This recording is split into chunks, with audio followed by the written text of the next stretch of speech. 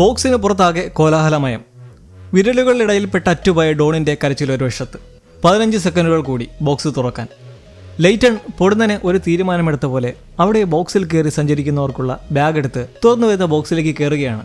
നിങ്ങൾ ഒരിക്കലും അതിന് മുതിരരുതെന്നും എന്താ സംഭവിക്കുന്നതെന്ന് പ്രതീക്ഷിക്കാൻ കഴിയില്ലെന്നെല്ലാം അവിടെയുള്ളവർ പറയുന്നത് വകവയ്ക്കാതെ എനിക്ക് ഈ ലോകത്ത് ഒന്നും അവശേഷിക്കുന്നില്ലെന്ന് പറഞ്ഞുകൊണ്ട് ജെയ്സൺ കയ്യിലെ വെളിച്ചം വെച്ച് അമാൻഡയുമായി എത്തപ്പെട്ട ആ നടപ്പാതയിലൂടെ അന്തമില്ലാതെ എങ്ങോട്ടെന്നില്ലാതെ നടക്കുകയാണ്. ഇരുവശങ്ങളിലും അടുപ്പിച്ചടുപ്പിച്ചായ കതകുകൾ കാണാം. ലെയ്റ്റൺ പിന്തുടർന്ന് എത്തുമോ എന്ന ഭയം പ്രകടിപ്പിക്കുന്ന ജെയ്സണോട് ഈ ഡോറുകൾക്ക് പിറകിലായി നിങ്ങളുടെ ലോകമുള്ളത് ഏതിലെന്നറിയാൻ കഴിയുമോ എന്ന ചോദ്യം അമാൻഡയിൽ നിന്നും. തിയറിപരമായി അറിയാം, മനസ്സ് മുന്നിൽ കാണിച്ചുകൊണ്ട് വ്യക്തമാക്കാൻ ശ്രമിക്കുന്ന എന്നാൽ പരിണാമം സംഭവിച്ചിട്ടില്ലാത്ത തലച്ചോറിന് മനസ്സിലാക്കാൻ കഴിയാത്ത ഒരു മാനിഫെസ്റ്റേഷൻ, സാക്ഷാത്കാരം. അതാണിത്, ഈ ഇടനാഴി എന്നുള്ളത്. ഏകദേശം 220ഓളം കഥകൾ കഴിഞ്ഞിരിക്കുന്നു നടന്ന്. ഇത് ഒരു പ്രവേശന കവാടം പോലെയുള്ള സ്ഥലമാണ്. ഇവിടെ ഏത് കഥകൾ തുറന്നാലും എത്തുന്നത് പല റിയാലിറ്റിയിലേക്ക്, പല ലോകത്തേക്ക്. ജെയ്സന്റെ വാക്കുകൾ കേട്ട് അമാൻഡയ്ക്ക് മനസ്സിലാകുന്നു, ഇതാണ് സൂപ്പർ പൊസിഷൻ. ഇവിടെയാണ് ബോക്സിൽ നിന്നും എവിടെയാണ് എത്തേണ്ടതെന്ന് തീരുമാനിച്ച് കടക്കേണ്ടത്. അമാൻഡ പറഞ്ഞപ്പോഴാണ് കണ്ടിരിക്കുന്ന നമുക്കും ഏകദേശം മനസ്സിലായത്, അല്ലേ? ജെയ്സണൊടുവിൽ ഒരു കഥക് തുറക്കാൻ തീരുമാനിച്ച് പെട്ടെന്ന് ചുറ്റുപാടുമൊക്കെ ഒന്ന് സംശയത്തോടെ നോക്കി തുറന്നു കയറുമ്പോളാകട്ടെ അവരെത്തിപ്പെടുന്നത് തകർന്ന് തരിപ്പണമായൊരു സ്ഥലത്തേക്ക്, മറ്റൊരു ഷിക്കാഗോയിലേക്ക്. പുറത്തിറങ്ങി ആകെ വീക്ഷിക്കുമ്പോൾ കൂറ്റൻ കെട്ടിടങ്ങൾ ഓരോന്നായി തകർന്ന് വീണുകൊണ്ടിരിക്കുകയാണ്. ജീവന്റെ ഒരു അംശം പോലും കാണാനില്ല. ഏതോ വലിയൊരു ദുരന്തം നടന്ന പോലെ. നോക്കി നിൽക്കുമ്പോൾ പെട്ടെന്ന് ഇരുവരും നിൽക്കുന്നിടത്തേക്ക് ഒരു കൂറ്റൻ കെട്ടിടം വീഴാൻ പോകുന്നത് കണ്ടോടി എങ്ങനെയോ ബോക്സിലേക്ക് തിരിച്ചു കയറി വീഴുകയാണ് വെപ്രാളത്തോടെ. ഇനിയും എത്ര അപകടകരമായ സന്ദർഭങ്ങളിലൂടെ വേണം കടന്നു പോകാനുള്ളതെന്ന തിരിച്ചറിവിൽ. എത്തിപ്പെടേണ്ട യഥാർത്ഥ ചിക്കാഗോയിൽ എന്ത് ശാന്തമായ അന്തരീക്ഷം. വീട്ടിൽ ഡാനി ഒറ്റയ്ക്കാണ്. ഒരു ദുഃഖമുഖത്തോടെ അവിടെ ഇരിക്കുന്ന മാക്സ് എന്ന ആലേഖനം ചെയ്തിട്ടുള്ള ഒരു തടി ബോക്സിൽ സ്പർശിച്ചു നിൽക്കുന്നു. ആരാണ് മാക്സ്? അതെ, നമ്മൾ മുമ്പ് കണ്ട സർട്ടിഫിക്കറ്റിലെ മാക്സ് മെലൻഡസൻ. ജയ് രാവിലെ തന്നെ കാറ് ചാർലിയെ കൊണ്ട് ഓടിച്ചു പോവുകയാണ്. മുൻപ് കണ്ടതിലും ഇത്തിരി വേഗ കൂടുതലും ചാർലിയുടെ മുഖത്ത് ഒരു പ്രസന്നതയും. കാരണം ചാർലിയുടെ ജന്മദിനമാണെന്ന്. ഒരു ജംഗ്ഷനെത്തി ട്രാഫിക് സിഗ്നൽ ചുവപ്പാകാൻ പോകുന്ന ഉടനെ വണ്ടി സ്ലോ ആക്കുമ്പോൾ നിർത്താതെ പെട്ടെന്ന് വിട്ടുപോകാൻ ജയ് പറയുന്നത് കേട്ട് ചാർലി ഓടിച്ചുപോയി വിസ്മയത്തോടെ സാധാരണ ജംഗ്ഷൻ സ്ഥലങ്ങളിലൊക്കെ പതിയെ പോകാനല്ലേ പറയുന്നേ എന്ന് പറയുമ്പോൾ ബർത്ത്ഡേ പാർട്ടി എങ്ങനെയാണ് പ്ലാൻ ചെയ്യുന്നതെന്ന ജയുടെ ചോദ്യത്തിന് എല്ലാ പ്രാവശ്യം ചെയ്യാറുള്ള പോലെ തന്നെ മതിയെന്ന് ചാർലി. ഈ എല്ലാ ജന്മത്തിലും ചെയ്യുന്ന കാര്യം എന്താണെന്നുണ്ടോ ജയ് അറിയുന്നു. ആളങ്ങനെ കുഴങ്ങിയിരിക്കുമ്പോൾ ജെയ്സൺ ബോക്സിലിരുന്ന് ബാഗിലുള്ള സാധനങ്ങളൊക്കെ എന്താണെന്ന് നോക്കുന്നു. ഒരു നോട്ട്ബുക്ക് ഉണ്ട്, പിന്നെ ആ ഡിവൈസ് നമ്മൾ തുടക്കത്തിൽ വെയർഹൗസിൽ വെച്ച് കണ്ട പോലെയുള്ളത്. അതിലാണ് ആ ഡ്രഗ് ഉള്ളത്, ലാവൻഡർ ഫെയറി. മൊത്തം 50 എണ്ണം ഒരു ബോക്സിൽ. ഇനി അവശേഷിക്കുന്നത് 48. 2 എണ്ണം ഓൾറെഡി വെലോസിറ്റിയിൽ വെച്ച് ഇരുവരും ഇഞ്ചക്ട് ചെയ്ത് പല ഓൾട്ടർനേറ്റ് റിയാലിറ്റിയിലേക്ക് പോകാനുള്ള പല പ്രവേശന കവാടമുള്ള ഇടനാഴിയിലേക്ക് എത്തിയിരുന്നല്ലോ. ബാഗിൽ ഒരു GPS ട്രാക്കറുമുണ്ട്. വർക്കിംഗ് കണ്ടീഷനാണ്. തൻ്റെ ലോകത്തിൽ വെലോസിറ്റി നിൽക്കുന്ന അതേ കോർഡിനേറ്റ്സിലാണ് നിലവിൽ ബോക്സ് ഉള്ളതെന്ന് അമാൻഡ മനസ്സിലാക്കുന്നു. അതിനർത്ഥം ഏതൊക്കെ മൾട്ടിവേഴ്സിൽ എത്തപ്പെട്ടാലും ബോക്സിൻ്റെ ലൊക്കേഷൻ ഒരൊറ്റ സ്ഥലം തന്നെയാണ്. That makes sense. അവരിരുവരും അടുത്തൊരു ലാവൻഡർ ഫെയറി ഷോട്ട് എടുത്തുകൊണ്ട് മറ്റൊരു പാരലൽ യൂണിവേഴ്സിലേക്ക് ടെൻഷനിൽ കടക്കാൻ ഒരുങ്ങുന്നു. നമ്മൾ ഇടനാഴിയിലൂടെ നടന്നുകൊണ്ടിരുന്നാൽ എവിടെ ചെന്ന് അവസാനിക്കും? മൾട്ടിവേഴ്സ് അത് ഇൻഫിനിറ്റാണ്, ഒരു അന്ത്യവുമില്ല. 49 ഷോട്ട്സ് കൈവശമുള്ള ലെയ്റ്റൺ ബോക്സിൽ നിന്ന് ആദ്യത്തെ കോറിഡോറിലെത്തി ഇരുവരെയും അന്വേഷിക്കുമ്പോൾ ജയ് പ്രൊഫസർ ജെയ്സണായി ക്ലാസ് എടുക്കാൻ എത്തിയിരിക്കുകയാണ്. പഠിക്കാൻ ഒട്ടും താല്പര്യമില്ലാത്ത കുറേ പിള്ളേരെടുത്ത് നോട്ട്ബുക്കും പേനയും എടുക്കാൻ പറയുമ്പോഴാകട്ടെ അവരുടെ കയ്യിലാകെ ലാപ്ടോപ്പും മൊബൈലും. ബുക്കും പേനയുമായി നടക്കാത്ത നിങ്ങളെല്ലാം തോൽവികളാണെന്നും എല്ലാവർക്കും ഗുഡ് ലക്ക് നൽകിക്കൊണ്ട് ജയ് കോളേജിൽ നിന്നും ജോലി മതിയാക്കി ഇറങ്ങുമ്പോൾ ഇത് നേരത്തെ പ്രതീക്ഷിച്ച ഒരു കാര്യമാണ്. ഒരു പ്രൊഫസർ ജെയ്സണായി തൻ്റെ പുതിയ ജീവിതം ജീവിച്ചു തീർക്കാൻ താല്പര്യമില്ലെന്ന് തുടക്കം മുതലേ ജയുടെ ആ മുഖത്ത് പ്രകടമായിരുന്നു. ഒരു വിജനമായ കാട്ടുപ്രദേശം. അവിടെയാണിപ്പോൾ ജെയ്സണും അമാൻഡയും എത്തിയിട്ടുള്ളത്. ബോക്സിൻ്റെ കോർഡിനേഷൻ സെയിം തന്നെയാണ്. ഉടൻ തന്നെ തിരികെ കയറി ബോക്സ് അടയ്ക്കുമ്പോൾ തിരികെ അടഞ്ഞ ബോക്സിലായി പോവാതെ വാതിലുകളുള്ള ആ ഇടനാഴിയിൽ തന്നെ നിൽക്കുന്നതായി കണ്ട് ജെയ്സൺ ഒരു കാര്യം മനസ്സിലാവുന്നു. അതായത് ഒരു ഡ്രഗ് എടുത്താൽ ഒരു നിശ്ചിത സമയമുണ്ട്. ആ സമയത്ത് പല വാതിലുകൾ തുറന്നു നോക്കിയാൽ മനസ്സിലാക്കാം ഏതൊക്കെ റിയാലിറ്റീസാണ് പലതിലും ഉള്ളതെന്ന്. നേരെ ചെന്ന് തൊട്ടടുത്തുള്ളൊരു വാതിൽ തുറക്കുന്നതും ഇരുവരും തെറിച്ചു വീഴുകയാണ്. വല്ലാത്തൊരു ചുറ്റുപാട്. സൂര്യൻ വളരെ അടുത്ത പോലെയുള്ള മനുഷ്യർ മരിച്ചു ചീഞ്ഞു കിടക്കുന്ന നാമാവശേഷമായ ലോകത്തിൻ്റെ ഡോർ ഉടനെ എണീറ്റടച്ച് കിടന്നു പോവുകയാണ്. അന്തരീക്ഷവായു ഇല്ലാത്തൊരു ലോകം. അമാൻഡ ഇതോടെ വെപ്രാളപ്പെട്ട് ഇതിൻ്റെ അന്ത്യം കണ്ടെത്താനുള്ള പോലെ ഓടി മുഷിഞ്ഞു നിൽക്കുമ്പോൾ ജെയ്സൺ ഇതിങ്ങനെയാണ് ഇതിൻ്റെ സത്യാവസ്ഥയെന്ന് പറഞ്ഞ് മനസ്സിലാക്കാൻ ശ്രമിക്കുന്നു. ഇത് മൾട്ടിവേഴ്സാണ്. എന്തൊക്കെ നടക്കാൻ സാധ്യമാണോ അതെല്ലാം ഇവിടെ നടക്കും. എന്തിനു പറയുന്നു, നമ്മൾ ഇരുവരും ഇപ്പോൾ വെലോസിറ്റിയിൽ നിന്നും ബോക്സിൽ കയറി രക്ഷപ്പെട്ട് ഇവിടെ വരെ എത്തിയപ്പോൾ രക്ഷപ്പെടാതെ അവിടെ പെട്ടുപോയ നമ്മുടെ ഒരു വെർഷന്റെ റിയാലിറ്റി വരെ ഇവിടെയുള്ള ഏതോ ഒരു കഥകിനപ്പുറമുണ്ട്. അനന്തമായ സാധ്യതകളാണ് നമുക്ക് മുമ്പിലുള്ളതെന്നും അത്യാവശ്യമായി നമുക്ക് വേണ്ട ആഹാരവും വെള്ളവും കിട്ടുന്ന ഏതെങ്കിലും റിയാലിറ്റിയിലേക്ക് കയറി പറ്റണമെന്നൊരു കഥക് തുറക്കുമ്പോൾ അതൊരു മനുഷ്യനിർമ്മിത മുറിയാണ്. ആശ്വാസം. പെട്ടെന്ന് അവിടേക്ക് രണ്ടുപേർ വെപ്രാളത്തോടെ ഓടിയെത്തുന്നു. പിറകെ ലെയ്റ്റണും ഡോണും.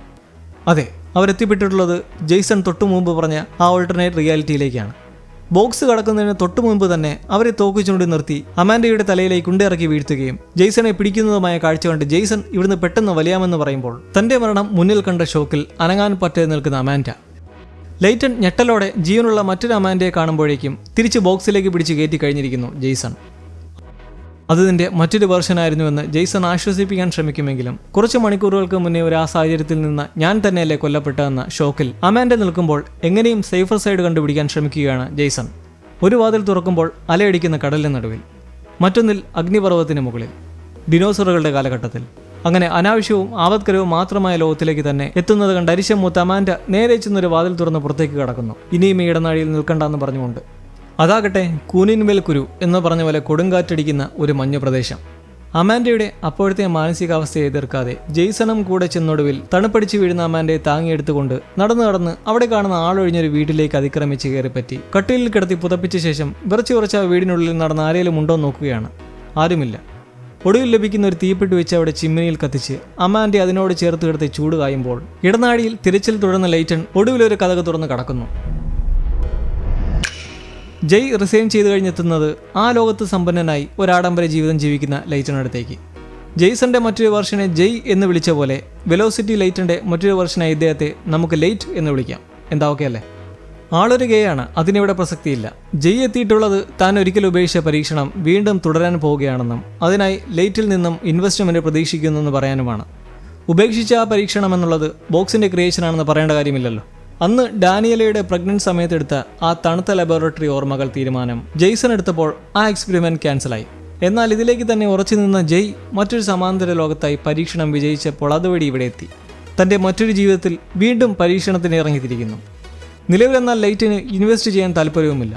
ഒന്ന് വശത്താക്കാൻ ജയ് വേറെ വലിയ പരിപാടികളൊന്നുമില്ലെങ്കിൽ തന്നോടൊപ്പം ഒരിടം വരെ വരാമോ എന്ന് പറഞ്ഞ് ലൈറ്റിനെ വിളിച്ചുകൊണ്ട് പോവുകയാണ് ആ വെയർഹൗസിലേക്ക്. ജെയ്സൺ ഇതേ സമയം കൊടുങ്കാറ്റിന് കുറച്ച് ശമനമായതിനെ തുടർന്ന് പുറത്തേക്കിറങ്ങി സ്ഥലമൊന്ന് നോക്കുമ്പോൾ മഞ്ഞുമൂലം നശിച്ച് നാറാണക്കല്ലായ ഒരു ഷിക്കാഗോ. തിരികെ വീട്ടിൽ കയറി അവിടെ തങ്ങിയിരുന്ന കുടുംബത്തിന്റെ ഫോട്ടോ നോക്കി തന്റെ ഓർമ്മകൾ അയവിറക്കുമ്പോൾ മറ്റൊരു റിയാലിറ്റിയിൽ ഡാനിയല മാക്സിന്റെ ഫോട്ടോ വിഷമത്തോടെ നോക്കി ഒരു ചെറിയ പെട്ടിയിൽ സൂക്ഷിച്ചിട്ടുള്ള അവന്റെ തുണിയൊക്കെ എടുത്തു വെച്ച് ഓർമ്മകളെ സ്മരിക്കുമ്പോൾ അതേ റിയാലിറ്റിയിൽ തന്നെ ഇതേ സമയം ലെയ്റ്റ് തന്റെ ചങ്ക് നൽകിയ ഒരു special psychotropic drug lavender fairy കിളി പോകാമെന്ന രീതിയിൽ അതൊക്കെ അടിച്ച് ഇങ്ങനെ മയക്കേറൊന്നും താൻ ഇൻവെസ്റ്റ് ചെയ്യില്ലെന്ന രീതിയിൽ നിൽക്കുമ്പോൾ ആ ബോക്സ് കാണിച്ചതിലേക്ക് ഒരു നിമിഷം ഒന്ന് കയറാൻ റിക്വസ്റ്റ് ചെയ്ത് ആശ്ചര്യത്തോടെ അത് നോക്കി കയറുന്നു. മഞ്ഞിനടിയിൽപ്പെട്ട് ബോക്സ് നഷ്ടമായ വിഷമത്തിലാണ് ജെയ്സൺ. ബോക്സിൽ കയറുന്ന പൈലറ്റുകളെ വെപ്രാളവും ഭീതിയും ഒന്നും വരാതെ നോക്കാൻ ട്രെയിൻ ചെയ്യിക്കുന്ന താൻ തന്നെ മുൻപങ്ങനെ കാണിച്ചതിലുള്ള കുറ്റബോധം അറിയിച്ചുകൊണ്ട് അമാൻഡ കുട്ടിക്കാലത്ത് താൻ അച്ഛനുമായി അർജന്റീനയിൽ എല്ലാ ശീതകാലത്തും സ്കീയിങ്ങിന് പോകുമായിരുന്നുവെന്നും അവിടെയും ഇതുപോലുള്ള ശീത കൊടുങ്കാറ്റുകൾ അടിക്കുമായിരുന്നുവെന്നും കാറിനുള്ളിലായി പുറം ലോകമുണ്ടോ എന്നുപോലും അറിയാതെ ആ കൊടുങ്കാറ്റിനെ തരണം ചെയ്തിരുന്നുവെന്നും പങ്കുവയ്ക്കുന്ന ഓർമ്മകൾ കേട്ടയുടൻ ജെയ്സണിൽ ഒരു സന്ദേഹം ജനിക്കുന്നു. നീ കഴിഞ്ഞ ദിവസം ആ ഇടനാഴിയിൽ വെച്ച് അതിനെപ്പറ്റി എന്തെങ്കിലും ആലോചിച്ചിരുന്നോ? എന്തിനെപ്പറ്റി? ശീത കൊടുങ്കാറ്റിനെ പറ്റി. ഡോറ് തുറന്നിറങ്ങാൻ നേരം ഇതേക്കുറിച്ചാണ് മനസ്സിൽ വന്നതെന്ന് അമാൻഡ പറയുന്ന പാടെ ജെയ്സണിൽ ഒരു വലിയ സംശയത്തിന്റെ ഉത്തരം ലഭിക്കുകയാണ്. നമുക്കറിയാം ആ ഇടനാഴിയിലെ വാതിലുകൾക്കപ്പുറമുള്ളതെല്ലാം പല പല സമാന്തര ലോകവുമായി കണക്റ്റഡ് ആണെന്ന്, ഒരു ബന്ധവുമില്ലാത്ത നിയന്ത്രിക്കാനാകാത്ത രീതിയിൽ. എന്തുകൊണ്ട് നമ്മുടെ മനസ്സായിക്കൂടാ ഇതിന്റെ കണക്ഷൻസിനെ നിയന്ത്രിക്കുന്നത്? എങ്ങനെയോ നമ്മൾ തന്നെയാണ് ഓരോ യൂണിവേഴ്സുകളും അറിയാതെ തന്നെ തിരഞ്ഞെടുക്കുന്നതെങ്കിലോ? നമ്മുടെ മനസ്സിന്റെ ചിന്തകളുടെ റിഫ്ലക്ഷൻ ആയിക്കൂടെ നമ്മൾ തുറക്കുന്ന ഓരോ വാതിലുകളുടെയും പിറകിൽ? ജെയ്സന്റെ ഈ യൂഹങ്ങൾ കേട്ടപാടെ അമാൻഡയും അമ്പരതും കൊണ്ട് കഴിഞ്ഞ ദിവസം വെലോസിറ്റിയിലെ നമ്മൾ തന്നെ രക്ഷപ്പെടാൻ കഴിയാത്തൊരു വേർഷനെ കുറിച്ച് പറഞ്ഞൊരു വാതിൽ തുറന്നപ്പോൾ എത്തിയതും അതേ സ്ഥലത്ത് തന്നെയാണെന്നും പറയുന്ന പാടെ ബോക്സിനെ എങ്ങനെ നിയന്ത്രിക്കാമെന്ന് അവർ മനസ്സിലാക്കുകയാണ്. ബോക്സിലുള്ളവർ തന്നെയാണ് ഇതിന്റെ കൺട്രോൾസ്. നമ്മുടെ ചിന്ത വെച്ച് എവിടെ വേണമെങ്കിലും പോകാം, നമ്മുടെ വീട്ടിലേക്ക് പോകാം. ഡ്രഗിന്റെ എഫക്റ്റിൽ നിൽക്കുന്ന ലേക്ക് എടുത്ത് നീ ജീവിതത്തിൽ ഹാപ്പി ആണോ എന്ന് ചോദിച്ച് കഥ കടയ്ക്കുന്നത് കണ്ട് ഇരുട്ടത്ത് പേടിച്ച് നിൽക്കുമ്പോൾ ജയ് ഉടൻ ടോർച്ച് ഓൺ ആക്കുമ്പോൾ അവർ നിൽക്കുന്നത് ഇടനാഴിയിൽ, മൾട്ടിവേഴ്സിന്റെ വാതിലുകളുള്ള കോറിഡോർ. ലേറ്റ് ഇതെല്ലാം കണ്ട് ടെൻഷനായി ഈ കഥകളെല്ലാം എന്താണെന്ന് പറഞ്ഞ് നടക്കുന്നത് കണ്ട് ഉടനെ നിൽക്കെന്ന് പറഞ്ഞ് ജയ് പിടിച്ചു നിർത്തിയിട്ട് നീ മനസ്സിൽ എന്തെങ്കിലും മോശപ്പെട്ട കാര്യങ്ങൾ ചിന്തിച്ചാൽ നമ്മൾ ഇരുവരും മരണപ്പെടാൻ വരെ സാധ്യതയുണ്ടെന്നും ശാന്തനാവാനും പറയുന്നത് കേട്ട് ഒന്നും മനസ്സിലാവാതെ നിൽക്കുന്നു. അപ്പോൾ ജെയ്സൺ കുറച്ചു മുമ്പ് കണ്ടുപിടിച്ച കാര്യം ശരി തന്നെയാണ്. ഒരാളുടെ മനസ്സ് തന്നെയാണ് ബോക്സിനെ കൺട്രോൾ ചെയ്യുന്നത്. ഒരു തരത്തിൽ ശാന്തനാക്കി ഒരു കതക് തുറന്ന് ഇരുവരും കയറുമ്പോൾ മഞ്ഞിനടിയിലെ ബോക്സ് തിരയുകയാണ് മറ്റു 2 പേർ. GPS മുഖേന ഏകദേശ ലൊക്കേഷൻ ലഭിക്കുമ്പോഴേക്കും ആ കാലാവസ്ഥ മൂലം കേടായതിനെ തുടർന്ന് ബാഗിലുള്ള കോമ്പസ് എടുത്ത് രൂഹത്തിൽ അമാൻഡ ബോക്സിന്റെ സ്ഥാനം കണ്ടുപിടിച്ച് മഞ്ഞ് തോണ്ടി മാറ്റി അതിലേക്ക് കയറി പറ്റുന്നു. എന്താശ്വാസം! ബോക്സിൽ നിന്നും തലകറങ്ങി ഇറങ്ങി വരികയാണ് ലൈറ്റ്. താൻ കണ്ട തൻ്റേതായ മറ്റൊരു യൂണിവേഴ്സ് ജീവിതം. താൻ കണ്ടതിൽ വെച്ച് ഏറ്റവും മനോഹരമായ കാഴ്ചയാണതെന്നും എന്തിന് തന്നെ ഇതിനായി തിരഞ്ഞെടുത്തുവെന്നുമുള്ള ചോദ്യം കേട്ട് ജയ്. കാരണം തൻ്റെ യഥാർത്ഥ ലോകത്തിലെ ലെയ്റ്റൺ തൻ്റെ ഏറ്റവും നല്ല സുഹൃത്താണെന്നും അവൻ്റെ ഉള്ളിലെ കഴിവ് വ്യക്തമായി അറിയാമെന്നും ഒരുമിച്ച് ഈ ബോക്സിൻ്റെ ഒറിജിനൽ വെർഷൻ നിർമ്മിച്ചതായും പറയുമ്പോൾ മുമ്പിൽ നിൽക്കുന്ന ജയ് മൾട്ടിവേഴ്സിൽ നിന്നും എത്തിപ്പെട്ടതാണെന്ന് മനസ്സിലാക്കി പരീക്ഷണത്തിൻ്റെ ഇൻവെസ്റ്റ്മെൻറ്റിന് തയ്യാറാവുന്നു. ഡാനിയല മാക്സിൻ്റെ ബോക്സുമായും ചാർലിയും ബർത്ത്ഡേ ഗ്യാതറിങ്ങിന് തയ്യാറായി വീടിൻ്റെ പുറകിലെ മരത്തിനടുത്ത് മാക്സിൻ്റെ ഫോട്ടോ വെച്ച് അതിനു മുമ്പിൽ ഒരു മെഴുകുതിരിയും കത്തിച്ച് ജയ്യെ കാത്തിരിപ്പാണ്. ഇരുവരും മാക്സിനെ കുറിച്ചുള്ള ഓർമ്മകൾ പങ്കുവയ്ക്കുമ്പോൾ ബോക്സിലിരുന്ന് ജെയ്സണും തൻ്റെ മകൻ്റെ 16ാം പിറന്നാളെന്ന് പറഞ്ഞ അമാൻഡയോട് മാക്സിനെ കുറിച്ച് പറയുകയാണ്. ഇരട്ടയായി ജനിച്ച മാക്സും ചാർലിയും. മാക്സിനുണ്ടായ ഹൃദയരോഗം മൂലം ചെയ്ത 3ാമത്തെ സർജറിയിൽ എന്നാൽ അവനെ നഷ്ടപ്പെട്ടു. തൻ്റെ വിഷമങ്ങളെക്കുറിച്ച് പറയുന്ന ജെയ്സന്റെ ഭാവം കണ്ട് തനിക്ക് ഓർമ്മ വരുന്നത് ജയ് ആണെന്ന് പറയുമ്പോൾ അമാൻഡയോട് അവരുടെ ബന്ധം എത്ര സന്തോഷകരമായിരുന്നു എന്ന് ചോദിക്കുകയാണ് ജെയ്സൺ. സന്തോഷകരമായിരുന്നില്ല, എപ്പോഴും ജോലി എന്ന ചിന്ത, പരുക്കൻ പ്രകൃതം. നിന്റെ ജെയ്സൺ തൻ്റെ ലോകത്തെത്തി തന്നെ ഇങ്ങോട്ട് വിട്ടത് എന്തിനാണെന്നുള്ള ജെയ്സന്റെ ചോദ്യത്തിന് അമാൻഡ തനിക്കറിയില്ലെന്നും എന്നാൽ കൂടെ ജീവിച്ചു വെച്ചതിൽ മനസ്സിലാക്കുമ്പോൾ ഇരു ജെയ്സണും അനുഭവിക്കാൻ കഴിയാത്തൊരു ജീവിതം, ഒരിക്കലെങ്കിലും ജീവിക്കാനായിരിക്കാം ഇങ്ങനെ ചെയ്തതെന്ന് സംശയിക്കുമ്പോൾ ജെയ്സൺ, പക്ഷെ അനന്തരമായി കിടക്കുന്ന അത്രയും ലോകത്തെ ജെയ്സണിൽ നിന്നും എന്നെ എന്തിനവൻ തിരഞ്ഞെടുത്തു? കാരണം മറ്റൊരു ജെയ്സണിലും ഇല്ലാത്ത എന്തോ നിങ്ങൾക്കുണ്ട്. ഡാനിയലയും ചാർലിയും. കിച്ചണിൽ സ്പെഷ്യൽ പാചകത്തിൽ നിൽക്കുന്ന ചാർലിയും ഡാനിയലയും. ഇരുവരും ഈ ഒരു ദിവസമായിട്ട് കൂടി ജയ്യെ വൈകിയും കാണാത്തതിൽ വല്ലാണ്ട് നിൽക്കുമ്പോൾ ജയ് എത്തുകയാണ്. ഷാമ്പെയിനും ബൊക്കയും മകൻ്റെ ഒരു കുഞ്ഞു ബോക്സിനുള്ളിലെ സമ്മാനവുമായി. മൂടോട്ടായി നിൽക്കുന്ന ചാർലിയോട് അതൊന്ന് തുറന്നു നോക്കാനായി പറഞ്ഞ് ജയ് ഷാമ്പെയിൻ പൊട്ടിക്കുമ്പോഴാകട്ടെ തുറന്നു നോക്കുമ്പോൾ അതിലൊരു പുതിയ കാറിൻ്റെ താക്കോൽ. ഉടൻ ചാർലി പുറത്തേക്ക് ഇറങ്ങി പുതിയ കാർ കണ്ട് സന്തോഷത്തിലേക്ക് ഓടിക്കയറുമ്പോൾ വിശ്വസിക്കാനാകാതെ ക്യാഷ് ഇല്ലാതെ കാർ മേടിച്ചതിനെക്കുറിച്ച് ഡാനിയല ചോദിക്കുമ്പോൾ താൻ കോളേജിലെ ജോലി ഉപേക്ഷിച്ചതായി പറഞ്ഞിട്ട് ജയ് ഇനി നീയും ജോലി വിട്ട് പെയിന്റിങ്ങിലേക്ക് കിടക്കാൻ ഡാനിയോട് പറയുന്നു. ആകെ കുഴങ്ങി നിൽക്കുന്ന ഡാനിയോട് താൻ ചാർലി ജനിക്കുന്നതിന് മുമ്പ് നടത്തിയിരുന്ന പരീക്ഷണത്തിന് വീണ്ടും മുനുകുകയാണെന്നും അതിനായി നല്ലൊരു ഇൻവെസ്റ്ററെ കിട്ടിയിട്ടുണ്ടെന്നും ഇനി പൈസയുടെ കാര്യത്തിൽ വിഷമിക്കുകയേ വേണ്ടെന്നുള്ള ജയ്യുടെ തീരുമാനം പറഞ്ഞ് ഡാനി വീണ്ടും കുഴങ്ങുമ്പോൾ ഇടനാഴിയിൽ ബോക്സിന്റെ കോറിഡോറിൽ ഏതോ ഏടാകൂട കതക് തുറന്ന് കാലും കൈയുമൊക്കെ മുറിഞ്ഞ് ലെയ്റ്റൺ പതിയെ അവശനായി നടന്നു വന്ന് മറ്റൊരു കതക് തുറക്കുകയാണ്. മരുഭൂമിയായ ഷിക്കാഗോ. അതുമടച്ച് അയാൾ വീണ്ടും നടന്നുകൊണ്ടേയിരിക്കുന്നു. ഇനി ഏത് വാതിലാണ് സേഫ് എന്നറിയാതെ അനന്തമായ ആ ഇടനാഴിയിലൂടെ.